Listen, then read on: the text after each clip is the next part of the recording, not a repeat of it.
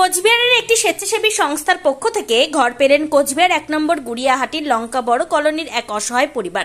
স্বাভাবিকভাবেই নতুন ঘর পেয়ে যথেষ্টই খুশি সেই পরিবারের সদস্যরা।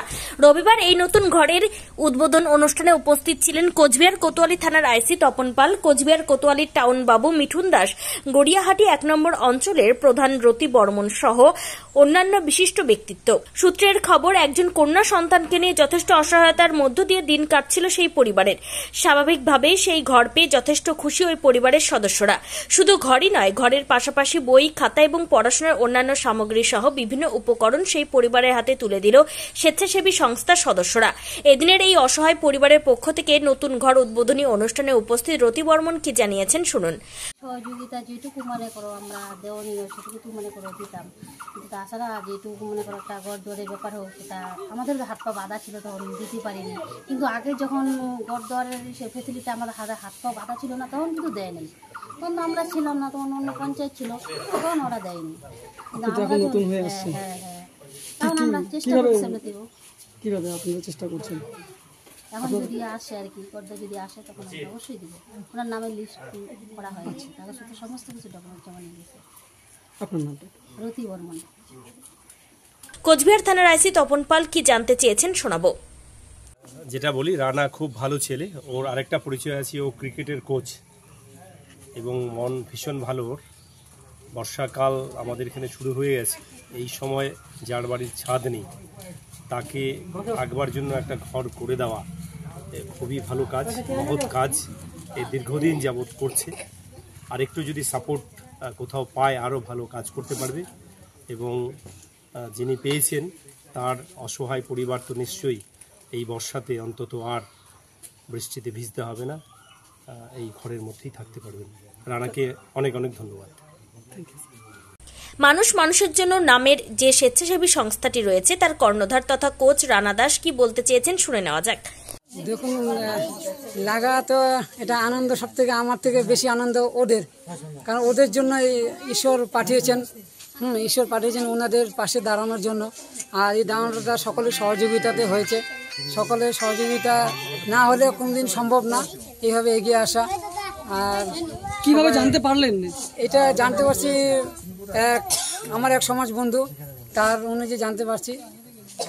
তারপর এখানকার এক দিদি, সে এভাবে উনিও স্বাস্থ্যবান নিয়ে কাজ করেন, ওনার কাছে তারপর ওনাকে নিয়ে আসে এখানে।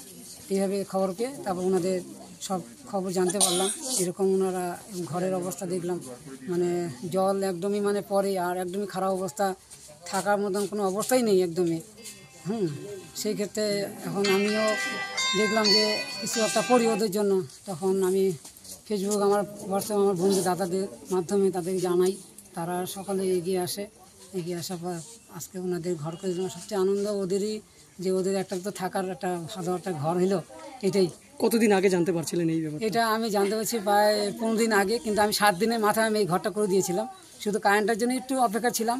তো কারেন্টটা সব জমা দেওয়া হয়েছে, এখানকার পঞ্চায়েতেও সে আশ্বাস দিয়েছেন এর মধ্যে ওনাকে কারেন্টটা ঢুকে যাবে। আপনি কি করেন এমনি? আমি তো মেডিকেল কলেজে জব করি, আর নিজেও খেলাধুলা করি, কোচিংও করাই বাচ্চাদের। আপনার এই অর্থের উপার্জন থেকে কি এখান থেকে ঘরটা? অর্থের উপার্জন হলো এখন মোটামুটি আমি সামান্য দেই, সেরকম আমি আগে যেমন দিতাম এখন সামান্য দিই, কিন্তু লোকের ফান্ডেই হয় বেশিরভাগই। লোকের কাজগুলো যেরকম সব জায়গাতে বিয়ে দেওয়ার থেকে, হুইল চেয়ার দেওয়ার থেকে, নানা রকমের কাজ। কেউ ভবঘুরে রাস্তায় পড়ে থাকে তাদেরকে নিয়ে চান করানো, এসব সব ধরনেরই কাজ হয়। এটা কি আপনার সংস্থা থেকে দেওয়া হয়? সংস্থা, হ্যাঁ, মানুষের জন্য তরফ থেকেই।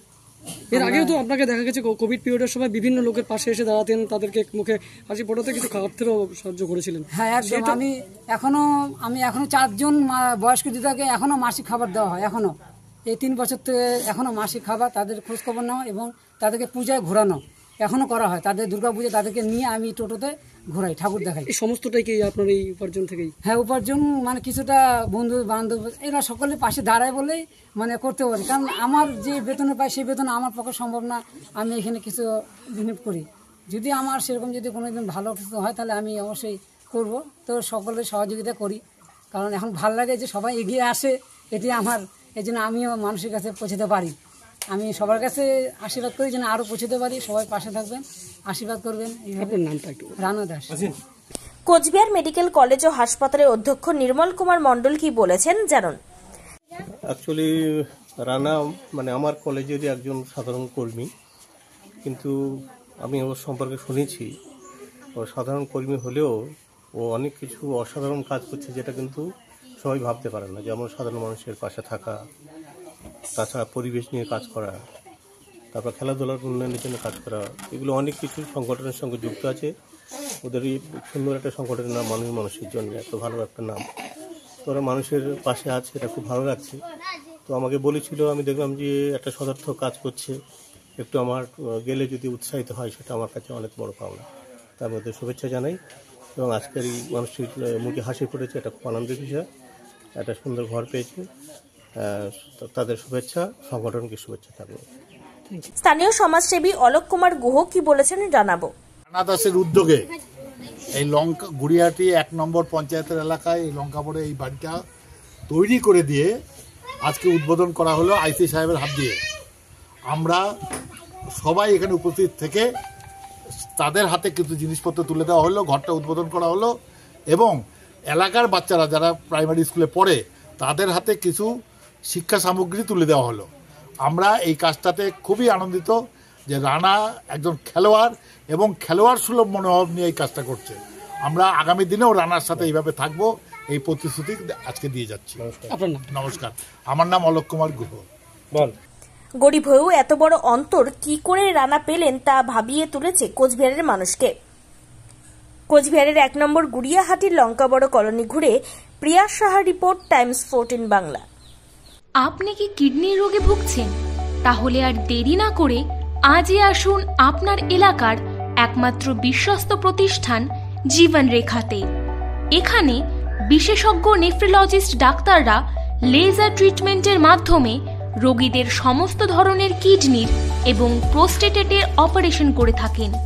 রোগী দেখছেন nephrologist doctor Arkaprava Chakraborty, SSKM hospital, Kolkata.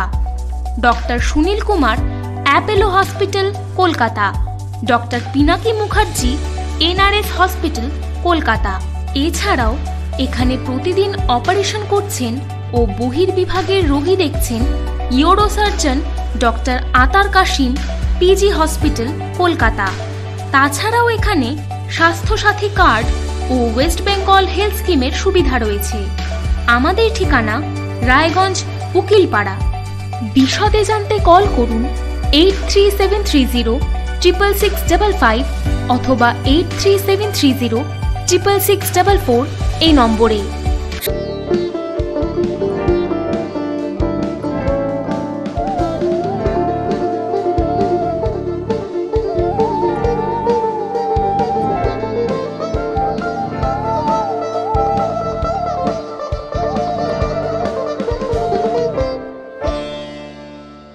আপনি কি চাকরি পরীক্ষার্থী? চাকরি পরীক্ষার বই খুঁজছেন? তাহলে আজই চলে আসুন সৌরভ বুক অ্যান্ড ম্যাগাজিন সেন্টারে। এখানে BSc, WBCS, bank, rail, ICDS, nursing, ANM এবং GNM সহ কেন্দ্রীয় ও রাজ্য সরকারের সকল চাকরির পরীক্ষার বই ও ম্যাগাজিন পাওয়া যায়। আমাদের ঠিকানা খড়িমোড়, মোহনবাটি, রায়গঞ্জ। বিস্তারিত জানতে যোগাযোগ করুন 9002904090 অথবা 9434347016।